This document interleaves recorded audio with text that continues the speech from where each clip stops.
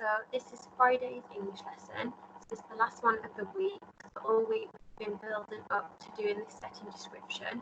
So today I'm going to show you my example of the setting description for you to model yours on.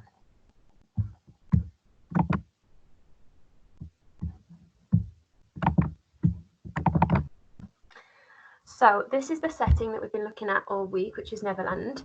I'm going to read you my setting description that I've written. Now, I've tried to include everything that we've done over this week. So I've tried to include fronted adverbials, conjunctions, adjectives, alliteration, similes, and adverbs. So, it was a glorious summer's afternoon. The sun shone through the candy floss-like clouds. Also, a multicoloured rainbow arched across Neverland's sky. In the distance, mountains towered like giants, while a whooshing waterfall cascaded down the side of them.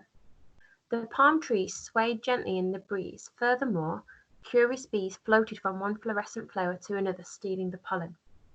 Calmly, a ship sailed across the serene sea with a pirate's flag hanging from it. Was the peaceful way of life in Neverland about to be interrupted? So this is my paragraph, so I'm expecting the same amount of sentences in yours.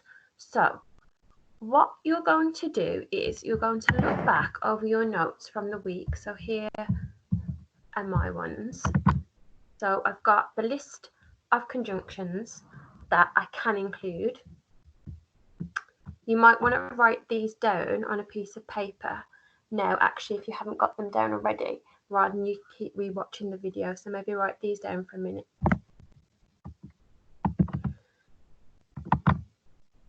And then this was my slide with all my descriptive language that I've come up with this week. You should have your descriptive language written down on a piece of paper. But if you haven't got that much and you want to swag bag some of mine, then again, pause the video and write some key things down. And then these were my fronted adverbials that I came up with. You should have come up with them yourself. But again, if you want to pause the video and swag bag some of mine, I'm happy for you to do that. Now, back to my setting description. You need to remember that you've got to write about your setting description in the past tense as if it's already happened and you're describing Neverland. So what I chose to do was I chose to look at the weather first. Remember yesterday I talked about you grouping your ideas, and I said that the sun or the clouds or the rainbow, whatever the weather is, it's good to put those two ideas together with a conjunction because they're both in the sky. So I decided to start with the weather. Now I've started with a fronted adverbial first. As you can see, I've highlighted all my fronted adverbials in blue. I've highlighted all my descriptive language in red, and I've highlighted all my conjunctions I've used in green so that you can see the difference. So I thought I'm going to start with a fronted adverbial. And as I discussed with you in the past lessons, we want to create a really positive setting because it looks like a nice day and there's beautiful things in the picture. We also talked about the fact that it was a summer or spring day. It was daytime, it wasn't nighttime, so I chose it was a glorious summer's afternoon, comma. Now, when I was marking some of your fronted adverbial work the other day, you all did really well with your fronted adverbials and I'd remembered them, but some of you were forgetting to use the comma after the fronted adverbial. And then I go straight into talking about the sun. The sun shone through the candy floss-like clouds. Now, sunshine is alliteration because I've used SS, and I've described the clouds as candy floss-like, so that's like a simile. Then I want to talk about the rainbow, so I've used a conjunction here, also a better word than and. Also, a multicoloured rainbow arched across Neverland's sky. So again, I've used descriptive language, multicoloured. Now what I've also done is said I've used prepositions to say where these things are. So I've said that the sun was shining through the clouds, the rainbow arched across Neverland's sky. So it's helping you to extend those sentences and add a bit more detail to it. So that was my first sentence about the weather.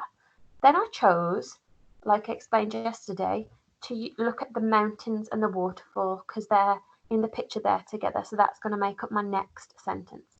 Again, I decided to use a fronted adverbial. Now up here, I've used what time of day it was. So I didn't want to use a time fronted adverbial. So I decided to use a where fronted adverbial. So I put in the distance, the mountains, because the mountains are at the back of the picture. So in the distance, again, I've got my comma. Mountains towered like giants, while a whooshing waterfall cascaded down the side of them. Now, the mountains towered like giants was a simile that I came up with before to describe the mountains. And I've used my conjunction while, which I used a couple of lessons ago, because why the mountains are there, the waterfall's also whooshing down. And whooshing waterfall is alliteration. I said it cascaded down the side of them. Now, cascaded, if you remember, I said was like it was falling down it. Cascaded is a powerful verb, so it's a good verb to use. I want to just say again, if you look, I've used prepositions, so it cascaded down the side of them. So I'm not just saying the waterfall cascaded, I'm saying it cascaded down the side of them. And then that makes up my second sentence. Now my third sentence is going to be about the trees and the flowers, because they go nicely together, because in the picture they're next to each other. Because I'd used two fronted adverbials already, here and here, I decided I'm not going to start this sentence with a fronted adverbial. I'm just going to start it with the, because I didn't want to overuse the fronted adverbials. So I put the palm trees swayed gently in the breeze. Furthermore, curious bees floated from one fluorescent flower to another, stealing the pollen. So the palm trees swayed gently. I decided I didn't want to put an adjective to describe the trees because I'd already used quite a lot of descriptive language, and sometimes you can put too much description in there and it's just overpowering. So sometimes it's good not to put as much in, and only when you need it. So the palm trees swayed gently. So I've used an adverb there because I don't think I've used an adverb so far up here. In the breeze.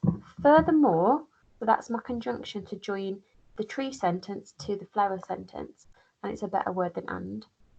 Now, instead of just saying there were fluorescent flowers, I decided that something was happening to the flowers, so I said curious bees floated from one fluorescent flower to another, stealing the pollen. So it just gives it a bit more information about what's happening with the flowers, rather than just saying and the flowers were there and they were fluorescent. So fluorescent flower, fluorescent means like bright, so FF alliteration. And then my fourth sentence was going to be about the ship and the water, because they are together in the picture. Now, I decided I'm going to use a fronted adverbial again, but I've already used a when, a where, so I'm going to try and use a how. So I chose calmly, again my comma, a ship sailed across the serene sea with a pirate's flag hanging from it. So serene sea, SS alliteration, and I've introduced that there's a pirate's flag hanging from it. Now in the picture there's not actually a pirate's flag hanging from it, but I know from reading the story that it's a pirate ship. I haven't used a conjunction here, I've just left it, I didn't need a conjunction. And then I read through my work as I was doing it, and then I decided, you know what, I'm going to end with a question to hook the reader in. So this is my question that I decided to add into it. Was the peaceful way of life in Neverland about to be interrupted? Question mark. Because obviously the setting's a beautiful place, it's very peaceful, and then there's this pirate ship coming in. So something awful is probably about to happen. So I used a question to get the reader thinking. So I've got my setting description, and right at the end, I've chosen to ask a question to hook the reader.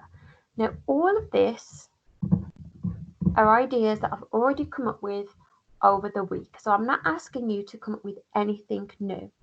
We are now grouping our information. Now, we've spoke about grouping information before, and you have to put things together that go together. You can't talk about the weather, then talk about the trees, and then go back to talking about the weather, because there's no flow to it. So you really need to make sure that you've got it, you're grouping your information. So what I've done, again, like I did yesterday, I've got all the slides up here that you can pause the video on to swag bag my ideas, but you should have your own ideas. And I've also laid out how I'd like you to group your information. So the sun and the rainbow, or the weather, whatever, if you're writing about the clothes, needs to go together with a conjunction. And then you need to do the mountains and the waterfall, then the ship and the sea, and then the trees and the flower. But this time you're writing it as a paragraph. I'm not expecting every sentence to have a fronted adverbial, every sentence to have a conjunction. But I am expecting you to use fronted adverbials, and for you to use conjunctions, and for you to use a range of descriptive language. So I don't want to just say that you've used all adjectives. Maybe a couple of adjectives, maybe an adverb, maybe a couple of similes, maybe some alliteration. So make sure you've got all those 4 things in: conjunctions, fronted adverbials, the descriptive language, the 4 types of descriptive language, and of course you full stops and capital letters, question mark if you want to ask a question, or an exclamation mark if you wish to use that. It also must be in past tense, but I want to see a paragraph, so I'm expecting at least 4 detailed sentences. If you don't want to do it in the order that I've put it here, you might want to start with the trees and the flowers, then the mountains and the waterfall, then the weather, then the ship and the sea. That's fine. You can do it in any order as long as these things are grouped together in the sentences.